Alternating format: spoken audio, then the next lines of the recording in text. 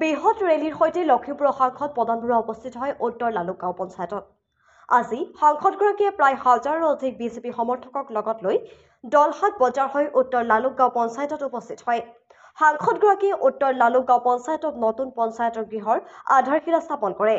20 লাখ টকাৰ গৃহতো আবণ্টন দিয়ে ৰাষ্ট্ৰীয় গ্ৰাম স্বৰাজ অভিযানে। সাংসদ পদন বৰুৱাক আজি সংগতিয়ে লখিমপুৰ জিলাৰ বিজেপি সভাপতি ফণীধৰ বৰুৱা, অসম গণ পৰিষদৰ জিলা সভাপতি দীপক বৰদলৈ, ৰাজ্যিক কিষাণ মৰ্চাৰ কোষাধ্যক্ষ জগদীশ গুপ্তা, কৰুণাবাৰী উন্নয়ন খণ্ডৰ সহকাৰী কাৰ্যবাহী অভিযন্তা অনন্ত মহন্ত আৰু উত্তৰ লালুকগাঁও পঞ্চায়তৰ সচিব বিকাশ গগৈয়ে। 24 লোকসভা নিৰ্বাচনৰ পুনৰ বিজেপিৰ লখিমপুৰ সমষ্টিৰ মনোনীত প্ৰাৰ্থী প্ৰদান বৰুৱা। সেয়ে দেখিব পোৱা গৈছে ৰাজ্যৰ মাজত যথেষ্ট সমাদৰ। আজিৰ কাৰ্যসূচী ভাগত ধৰি উত্তৰ লালুকৰ উদীয়মান জনপ্ৰিয় যুৱ নেতা তথা বিজেপি দলৰ সিঙৰা মণ্ডলৰ সাধাৰণ সম্পাদক জয়চন্দ মৰাঙে।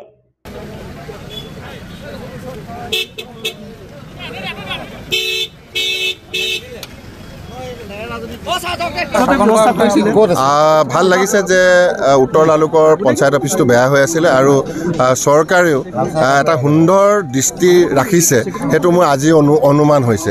কাৰণ বহুত পঞ্চায়ত অফিচবিলাক ভাল হৈছে, কিন্তু ইয়াত অকণমান বেয়া হৈ আছিলে। সেইকাৰণে অসম চৰকাৰে 20,50,000 টকা অনুমোদন জনাইছে আৰু মই ভাবোঁ যে এই অফিচটোৱে এই অঞ্চলৰ ৰাইজৰ বিভিন্ন কাম কাজত তেওঁলোকৰ এইটো সহায়ক হ'ব আৰু সুন্দৰকৈ বহি আমাৰ বিষয়াসকলেও জনপ্ৰতিনিধিসকলেও কাম কৰিবৰ কাৰণে সুযোগ পাব।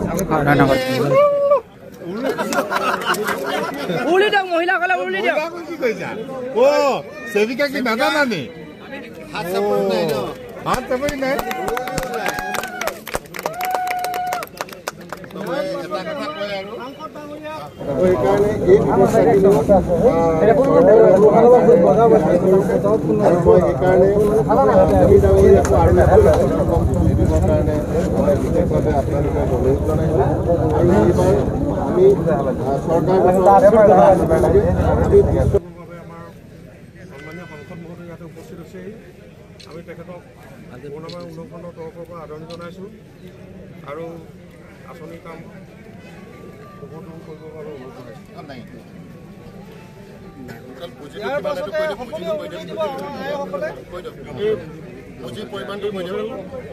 মডেল গাঁও পঞ্চায়ত ভৱনটো নিৰ্মাণৰ বাবে